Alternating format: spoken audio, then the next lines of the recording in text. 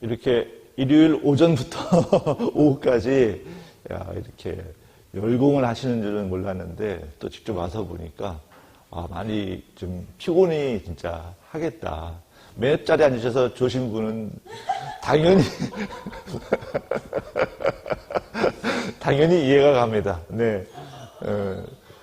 일요일 오후에 점심 드시고 그 시간이었을 거 아니에요. 그러니까 이해가 가고. 그래서 제가 좀 이렇게, 저는 해당 안 됐기 때문에.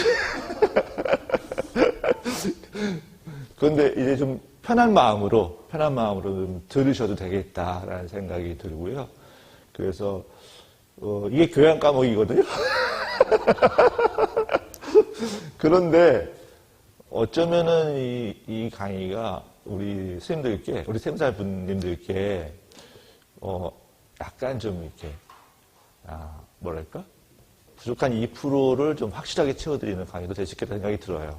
왜냐하면 늘 이제 세무 업무야 전문가들이시니까 잘하실 거 아니에요. 근데 세무 업무가 진행되기 전에 되어야 될 사전 작업들이 잘 돼야 그걸 할 수 있다는 거죠. 본론에 들어갈 수 있다는 거죠. 그래서 어쩌면은 약간 이거 내가 다 하는 거고 우리 잘해왔어 라고 할 수 있는 부분을 다시 한번 점검한다 생각하시고 제가 그러면 약간 좀 풀어드릴 테니까 한번 편한 마음으로 들어주시면 좋겠다 생각이 듭니다.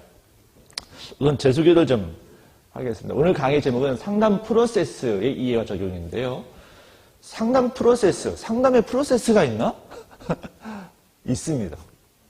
그래서 그걸 좀 이미 다 알고 느끼시고 계시겠지만 한번 같이 대화하면서 풀어서 보려고 하는 거거든요. 네. 저는 마음클릭 심리상담센터라고 가까운 데 있어요. 금천구청역 앞에 있는데 거기 이제 위치해 있고 운영하고 있습니다.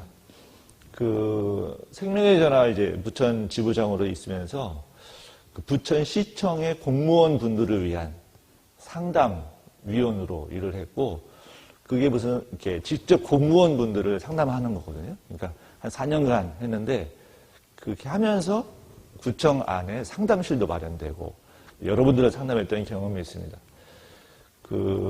이제 상도 주시더라고요. 리빙웍스라고 캐나다의 본부를 갖고 있는 세계적인 자살 예방 기관이 있습니다. 거기 트레이너로 또 일도 하고 있고 그리고 저는 상담심리 전공자고 이렇게 심리상담사이면서 사회복지사이면서 아동학, 청소년학 이렇게 두루두루 했습니다. 이 소개를 왜 이렇게 장황하게 하느냐? 뭘 느끼시겠어요? 느낌이 어떠세요? 인상이 좋으세요. 감사합니다. 그 대답이 안 나왔으면 좀 섭섭할 뻔했는데 감사합니다. 그런데 여러분이 걸어오신 길하고 어때요? 여러분이 걸어오신 길하고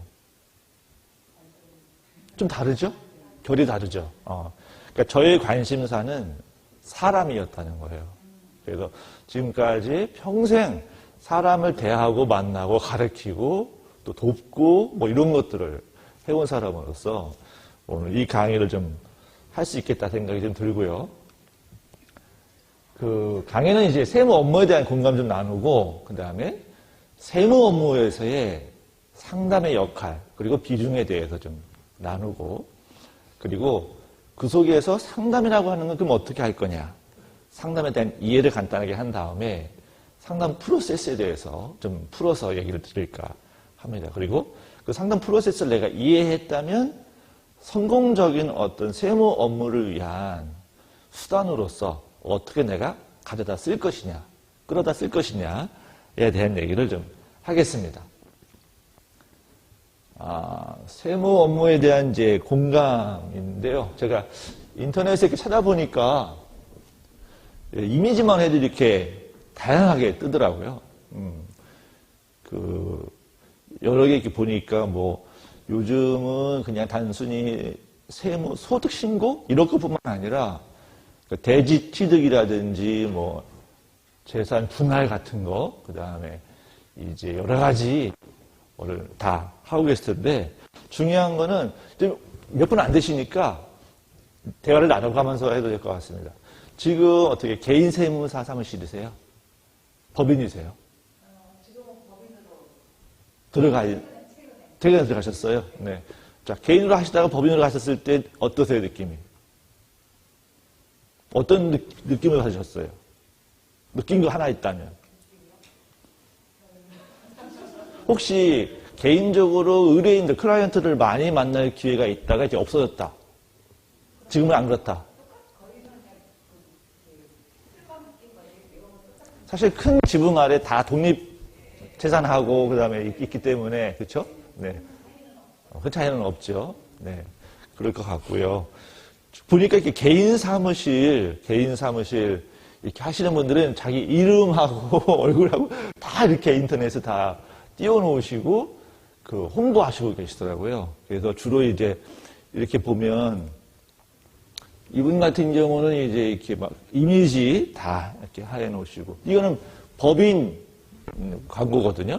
그러니까 블로그하고 이렇게 하시던데 보면은 다 여기서 좋은 세무사를 만나는 방법이 뭐냐 이거를 홍보하고 계시더라고요. 보면 그 세무사를 의뢰인의 입장에서 선정하고 내 세무 업무를 맡기는 그 수임이라고 하는 거 맞나요? 세무사님들에게 수임 받는 거. 자, 그걸 할 때 중요한 것들을 뭔가 봤더니 제일 많이 뽑는 게 전문성이었습니다. 그러니까 내가 맡기려고 하는 그런 것을 정말 전문적으로 하느냐라고 하는 건데 두 번째가 신뢰성이더라고요. 믿을만 하냐. 또 세 번째가 급해가지고 막 전화하고 연락하면 제때제때 좀 이렇게 통화되고 자세하게 얘기해 주냐, 소통이 되냐.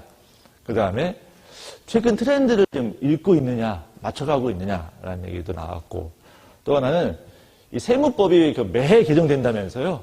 그래서 매해 개정된 세무법에 따라 또 업무를 봐야 되기 때문에 개정된 세무법률에 얼마나 밝은가 이런 것도 상당히 봐야 된다 이렇게 얘기를 들었습니다. 전문성이라고 하면은 그거겠죠. 가령 그분이 이제 내가 주로 하는 게 쇼핑몰 많이 해봤다. 쇼핑몰 관련 세무는 상당히 잘 아시겠죠. 근데 그런 분들이 다른 것들, 가령 이제 그 재산 분할이라든가, 그 다음에 기업이 그 부동산 같은 걸 취득했다든지, 이런 부분들, 사업을 건축한다, 이런 것들에 대해서는 좀 어려우실 수 있는데, 그런 부분에 전문성이 있느냐, 얘기를 하고 있고요. 보니까 어떤 분은 물어봤을 때 나는 어떤 걸 잘하고, 그게 전문입니다. 근데 그런 부분은 좀 약해서, 잘 모르겠네요. 라고 말씀하시는 분이, 나 다 잘합니다. 맡겨만 주시면 다 잘할 수 있습니다. 이렇게 말하는 분보다 오히려 더 전문적일 수 있다고 그러더라고요. 그런가요? 그러니까 모든 파트, 모든 영역을 다 커버하는 세무사는 있기 힘들다라는 말씀을 하시던데 어떻습니까? 그런가요? 그럴 수도 있고 아닐 수도 있나요?